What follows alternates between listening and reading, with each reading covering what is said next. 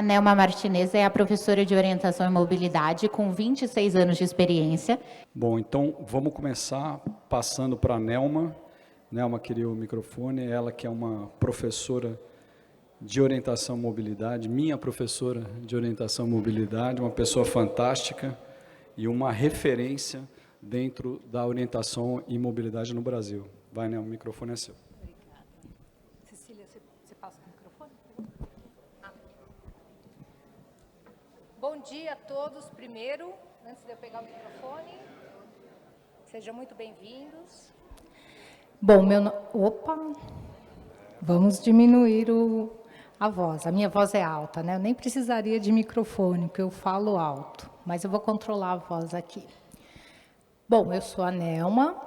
Eu sou uma mulher parda. Tenho olhos e cabelos castanhos. Os meus cabelos já têm mechas brancas, que eu estou achando muito charmoso.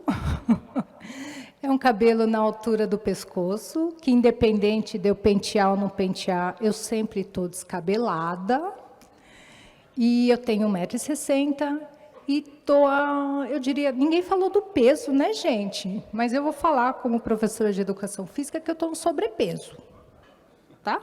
Mas não vou falar não vou dar o número. Eu estou com uma calça verde, um tênis vinho e uma blusa regata cinza com detalhes bordados. Tá bom? Muito bem. Que bom que eu sou depois do intervalo, que assim o pessoal volta com mais energia. Primeiro eu quero cumprimentar toda a mesa e a comissão organizadora. Eu fiquei maravilhada aonde o Bengala Verde está hoje. Eu acompanhei essa história, Rodrigo sabe disso desde o começo. Eu fui numa sala, lá na Vila Clementino, conversar com o Sônia e com o César na época, estava começando.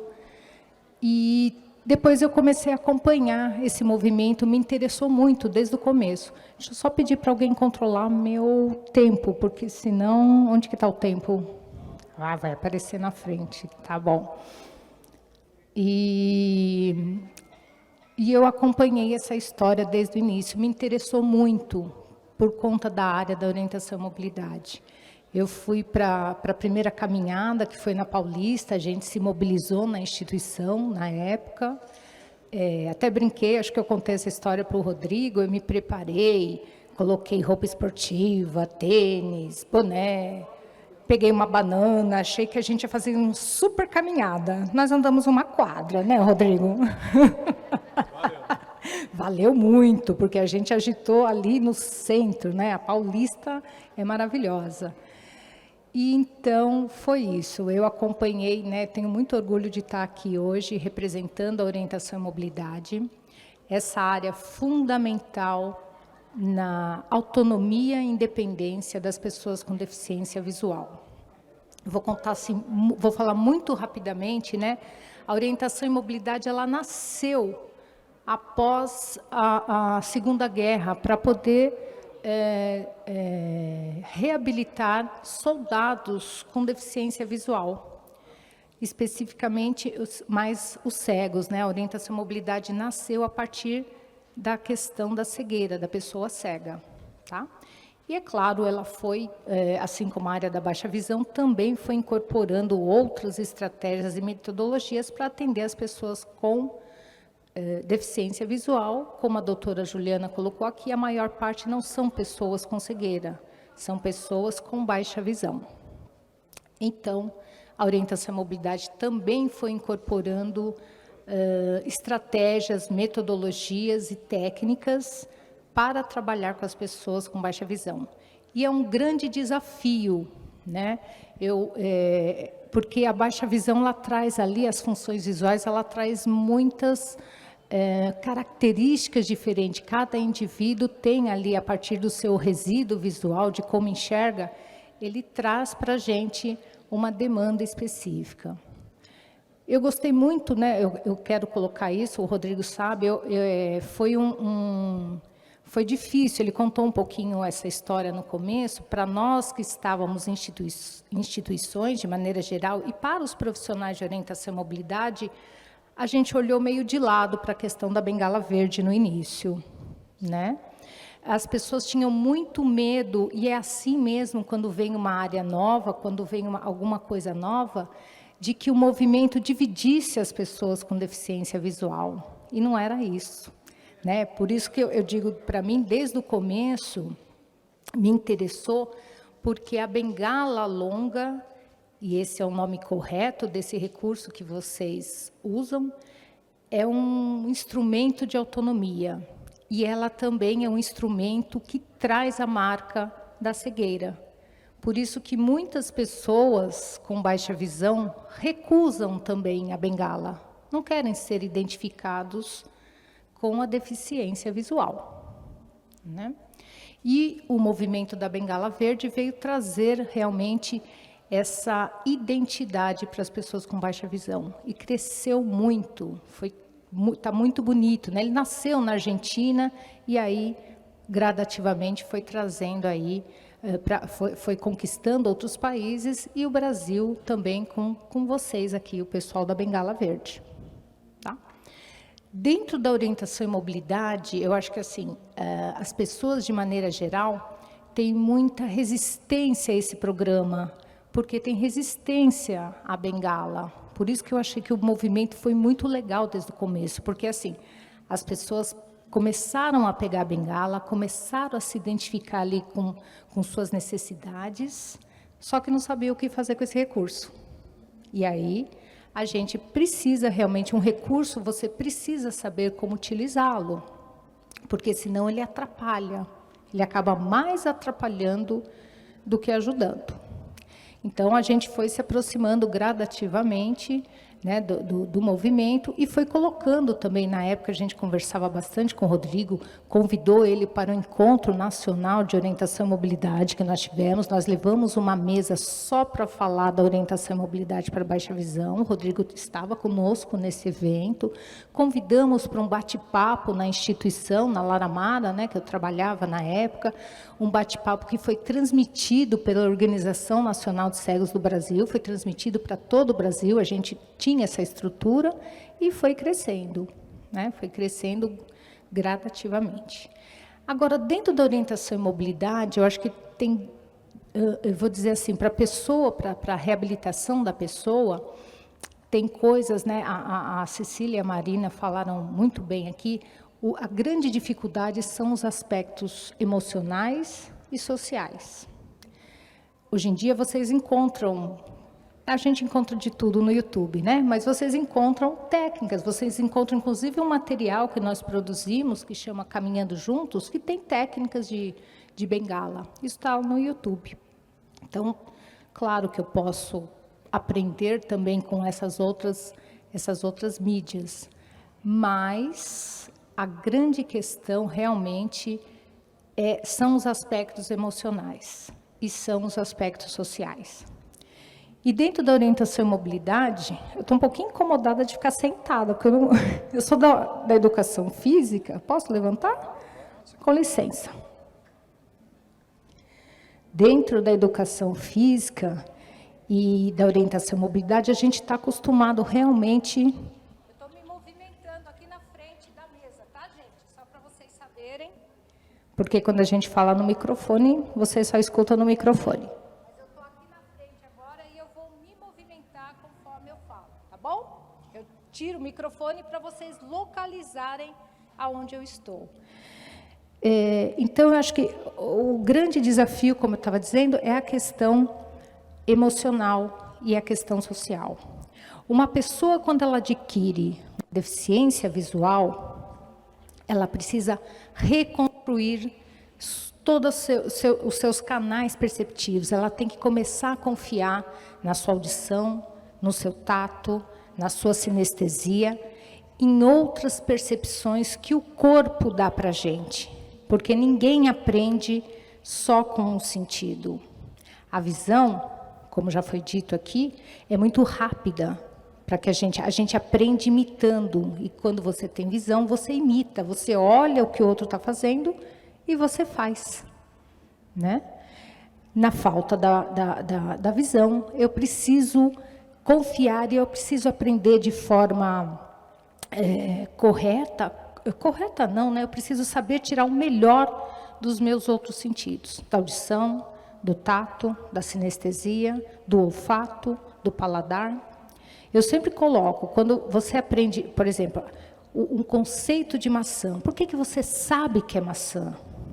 Porque ela tem um cheiro, porque ela tem um formato, porque ela tem uma textura, porque ela tem um gosto, né? Se eu tirar qualquer um desses elementos, eu não tenho o conceito maçã. Porque eu preciso, para aprender, eu preciso usar o corpo inteiro. Então, esse é um dos primeiros desafios quando chega uma pessoa para fazer um programa de orientação à mobilidade. É quem sou eu dentro desse corpo, como a Cecília bem falou. Eu preciso me readaptar novamente com essa condição. Mas é uma questão só da pessoa? Não, é uma questão também da sociedade. Né? Para eu ter autonomia e independência, a sociedade tem que facilitar isso para mim. Não adianta eu saber usar bem uma bengala e eu chego num lugar, por exemplo, que nem aqui está sinalizado. Né? E, claro, tem que estar mesmo, é a Secretaria da Pessoa com Deficiência. Então, a gente olha mesmo a questão toda de acessibilidade. A gente usa o exemplo mais clássico, que é de uma pessoa com cadeira de rodas, que não tem problema nenhum em conduzir sua cadeira de rodas, mas se tiver degraus, ela não sobe. É porque ela não tinha possibilidade ou porque o ambiente não facilitou? Né? Então, a autonomia e a independência envolve tudo isso. Envolve um trabalho pessoal da pessoa, envolve ela usar recursos, tecnologia assistiva de maneira geral, como é a própria bengala longa e outras tecnologias, que vocês até devem estar vendo lá embaixo, e envolve também a questão da acessibilidade. Tá? Então, de maneira geral, é isso. Dentro da orientação à mobilidade, a bengala é um dos sistemas, ela não é o único.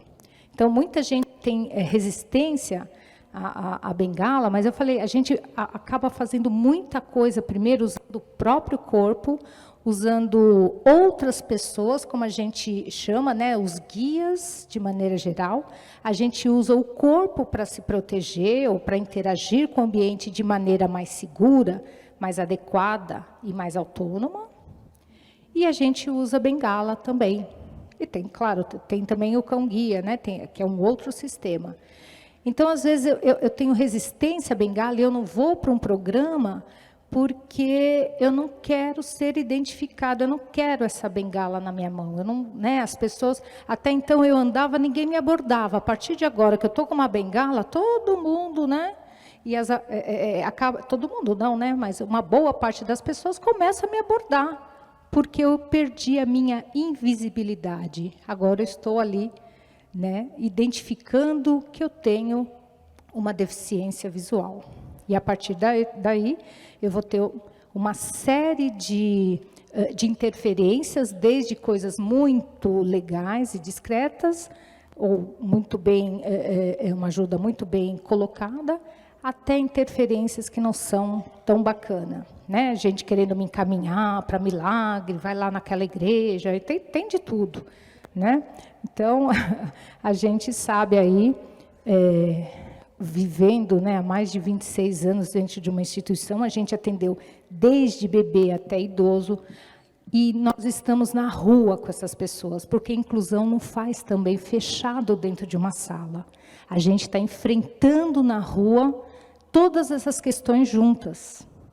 Né? Eu estou ali com o meu aluno, a gente vai para o ponto de ônibus, a gente pega metrô, a gente pega ônibus, a gente está andando, e nós aproveitamos todas essas situações também na rua, né, interagindo com as pessoas, para falar da inclusão, para falar da diversidade. Nós não perdemos uma oportunidade. Eu vou dar um exemplo, né? Nós estamos ali, vamos ser uma situação de treinamento, e de repente tem um carro que estacionou em cima da calçada, obstruindo o espaço da pessoa, do pedestre, de qualquer pedestre. Né?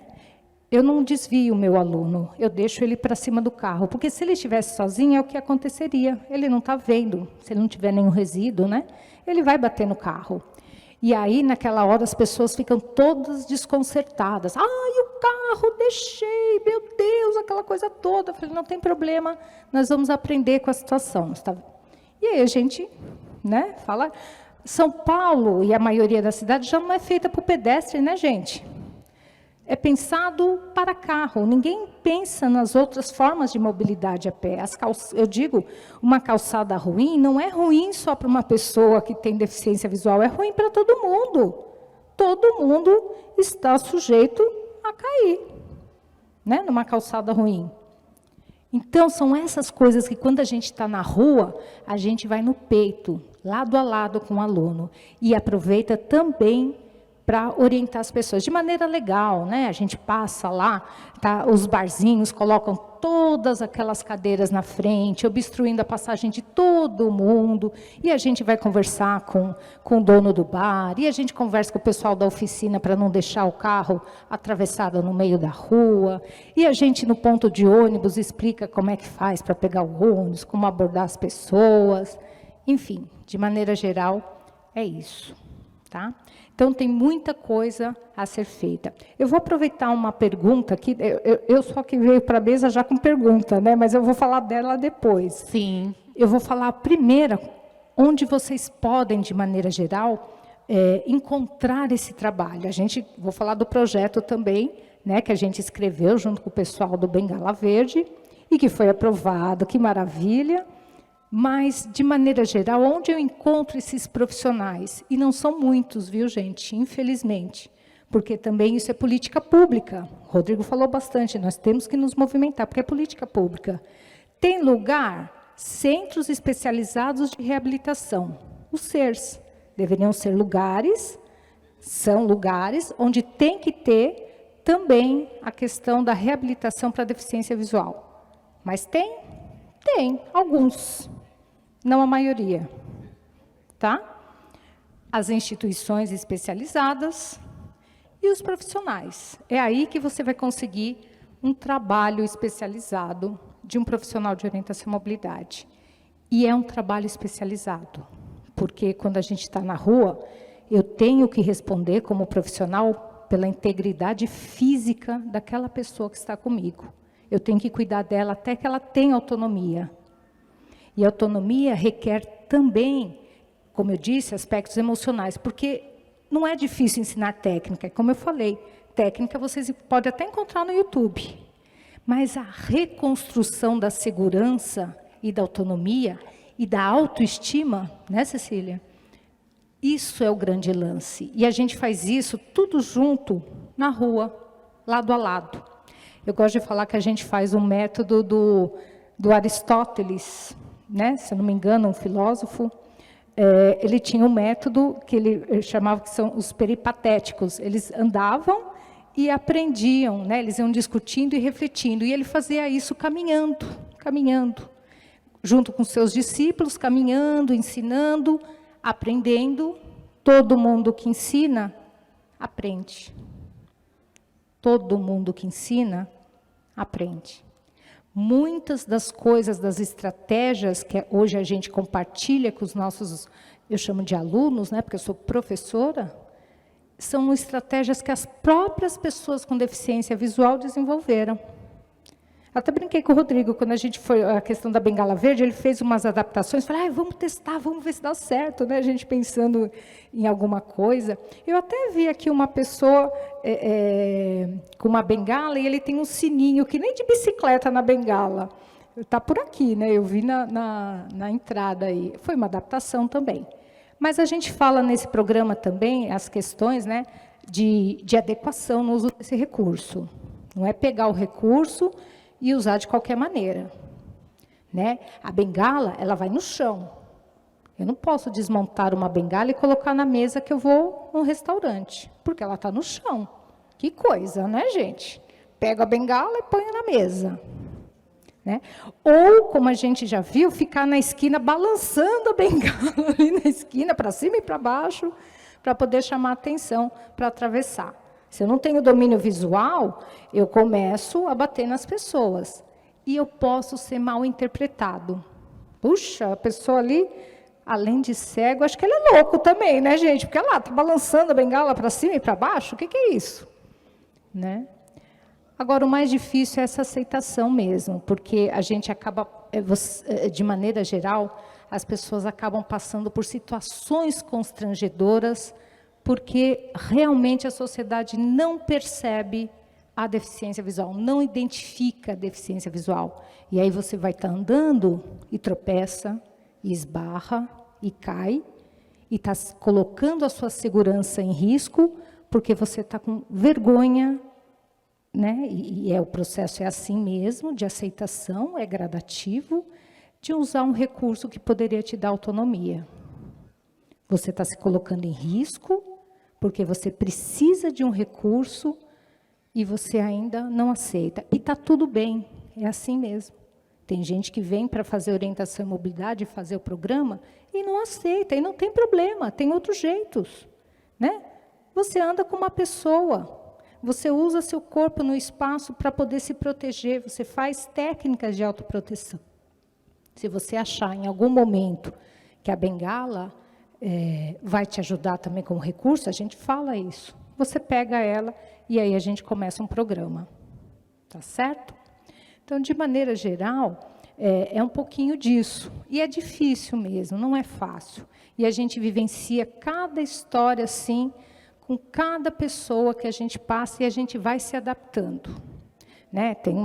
Eu estou falando de técnica, mas tem uma série de coisas. O ambiente está claro, o ambiente está escuro, aqui tem sol, aqui tem sombra, aqui tem sol, tem sombra, tem sol, tem sombra. Tudo isso é difícil, né? Essa troca de luminosidade, enfim. Tá bom?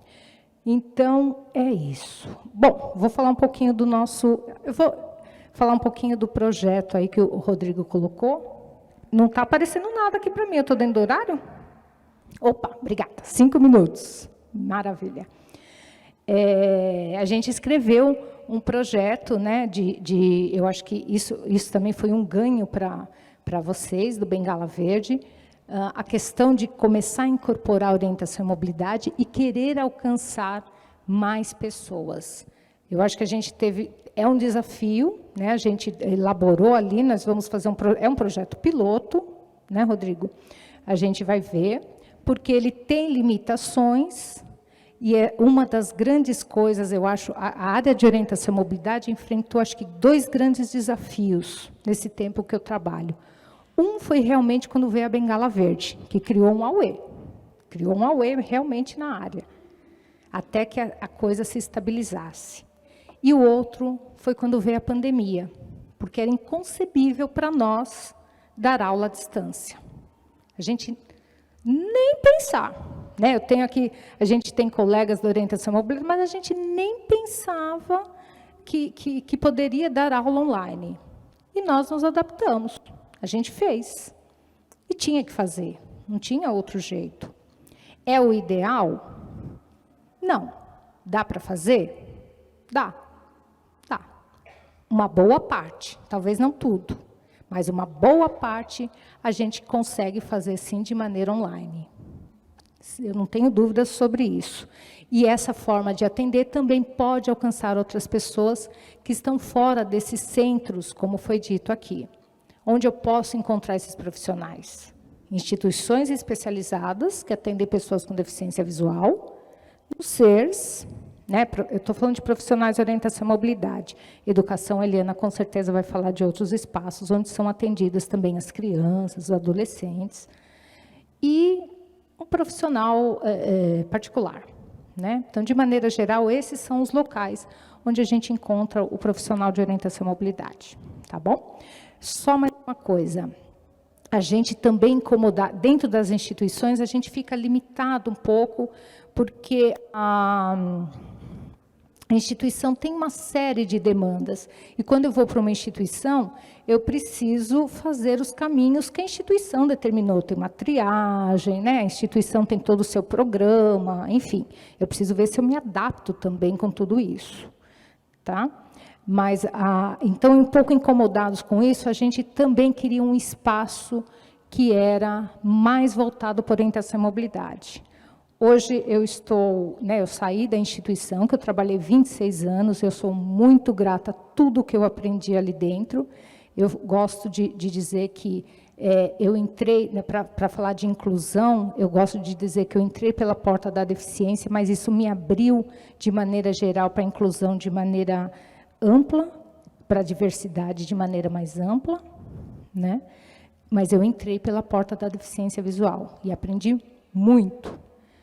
Só voltando um pouquinho, então, e o que a gente tem como desafio também? Nós montamos um coletivo de profissionais de orientação e mobilidade, nós temos ali colegas que estão em alguns lugares do Brasil, e a gente está lançando também aí um site, que vai ser mais voltado para essa questão, a partir da orientação e mobilidade. Porque autonomia, independência, acessibilidade, desenvolvimento humano, se orientar e se movimentar, não é só para a pessoa com deficiência visual. São amplos, né? São conceitos, e aí são coisas muito amplas a serem feitos. Então, a gente é um site pequeno ainda, a gente se organizou, discutiu muito tempo, porque trabalhar em colaboração e de forma coletiva não é simples, e precisa ser feito, porque é o único jeito que eu entendo de trabalho bem feito é em colaboração. E a gente está lançando aí um site que eu vou dar as letras iniciais, né? Orientação, mobilidade, desenvolvimento, ou diversidade, se preferirem, humano e autonomia e acessibilidade. ONDA, omdha.com.br. Está muito pequenininho, mas a gente vai crescer e já está em uma parceria, acho que legal, né? Podemos ser, como profissionais também de orientação e mobilidade, parceiros aí do Bengala Verde, fora o trabalho que a gente já vai fazer junto. Tá bom? É isso. As perguntas são depois, né? Obrigada, gente.